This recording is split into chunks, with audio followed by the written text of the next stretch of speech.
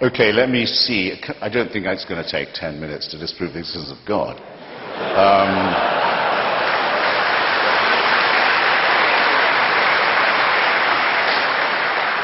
The atheist proposition is the following.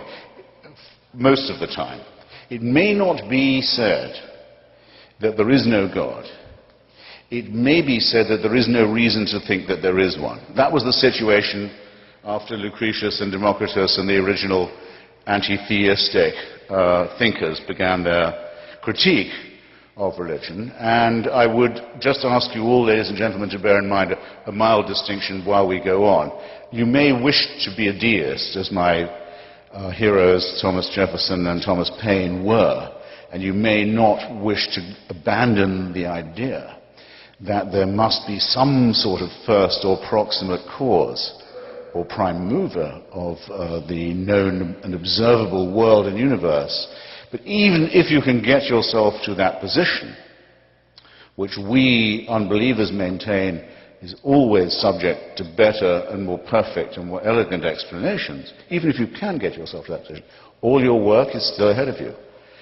To go from being a deist to a theist, in other words, from someone who says, God cares about you, knows who you are, minds what you do, answers your prayers, cares which bits of your penis or clitoris you saw away or have sawn away for you, minds who you go to bed with and in what way, minds what holy days you observe, minds what you eat, minds what positions you use for pleasure. All your work is still ahead of you, and lots of luck. Because there's nobody, even Aquinas had to give it up. There's no one who can move from the first position to the second. So I could, and I'm actually strongly tempted to, I could leave it right there.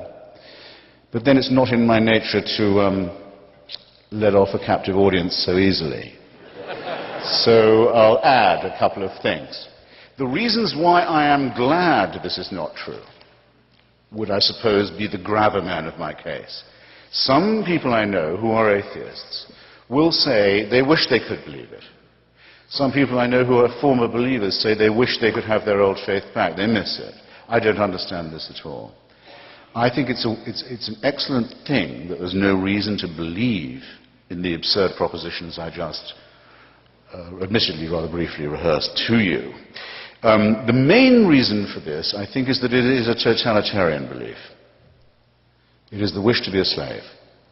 It is the desire that there be an unalterable, unchallengeable, tyrannical authority who can convict you of thought crime while you are asleep, who can subject you, who must indeed subject you, to a total surveillance around the clock, every waking and sleeping minute of your life, I say of your life, before you're born, and, even worse, and where the real fun begins, after you're dead. A celestial North Korea. Who wants this to be true? Who but a slave desires such a ghastly fate? I've been to North Korea. It has a dead man as its president. Kim Jong-il is only head of the party and head of the army. He's not head of the government or the state. That office belongs to his deceased father, Kim Il-sung. It's a necrocracy. A thanatocracy. It's one short of a trinity, I might add. The son is the reincarnation of the father. It is the most revolting and utter and absolute and heartless tyranny the human species has ever evolved. But at least you can fucking die and leave North Korea.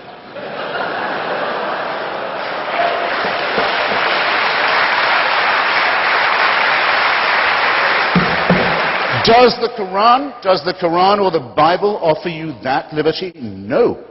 No. The tyranny, the misery, the utter ownership of your entire personality, the smashing of your individuality only begins at the point of death. This is evil. This is a wicked preachment. So, that's the first thing.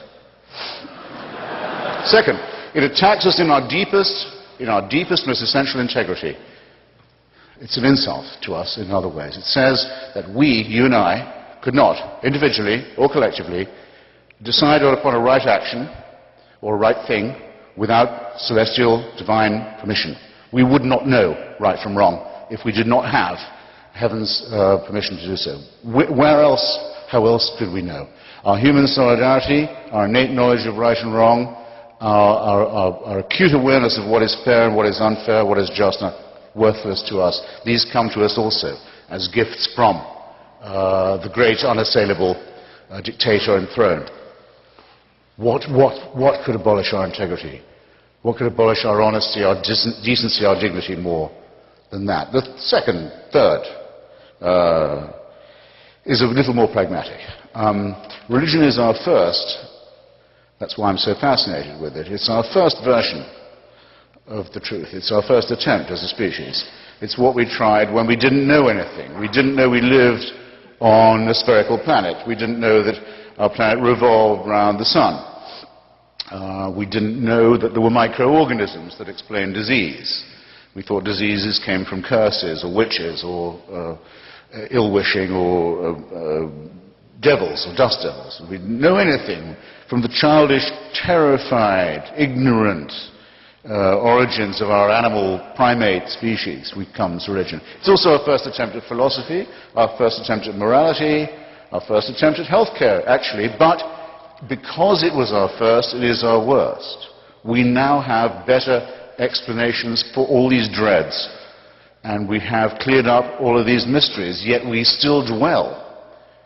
And in some countries, in some societies, not just dwell, but live under a totalitarian regime that forbids us to think about the progress that has been made, or denies us the knowledge that these advances have in fact occurred. So it has become, where once it probably was an aid to our survival, a really great peril to our continued ability to live as a civilized species. Thus, it seems to me that in point of its proposing of a totalitarian solution to what is after all a real problem, to its ghastly reliance upon the supernatural rather than the much more miraculous, much more beautiful, much more elegant, much more numinous, much more harmonious natural explanations. Think how much lovelier Einstein and Darwin are. Think how much more elegant and persuasive they are than the idea of the burning bush, or the demand that without circumcision there can be no redemption. Just picture it. And then I'll give you one final thought experiment. This is what you have to believe now, if you're a monotheist. Because we now know things we didn't used to know. We know that the human species could be as much as 200,000 years ago. It becomes separate from the Cro-Magnons and the rival prehuman species. Could be as little as 100. Richard Dawkins thinks 200,000. Francis Collins, who did the Human Genome Project, who's, by the way, C.S. Lewis kind of Christian, thinks 100,000. All right, I'll take 100. I'll take 100. Here's what you have to believe. For 100,000 years, humans are born as a primate species. Expectation of life, what, 25 years for the first few 100,000 years? First few tens of thousands of years. Infant mortality, rife. Microorganism disease, terrifying. Earthquakes, volcanoes, extraordinary. And fights over land, over territory, over food, over women, over tribalism. Frightening too. For 95, 96,000 years, heaven watches this. With folded arms, with indifference, with coldness. And then, around 3,000 to 4,000 years ago, but only in really barbaric, illiterate parts of the Middle East. Not in China or where people can read or think or do science. No. In barbaric, illiterate, backward parts of the Middle East, it's decided we can't let this go on, we better intervene. And what better way than by human sacrifices and plagues and mass murder? And if that doesn't make them behave morally, we just don't know what does. If there is a single person in this room who can bring themselves to believe anything remotely like that, they convict themselves of being, first, very stupid, and second, very immoral. And thus, it seems to me that the case for divine intervention and for the supernatural falls, and that we should be glad that it's fallen. And thank you.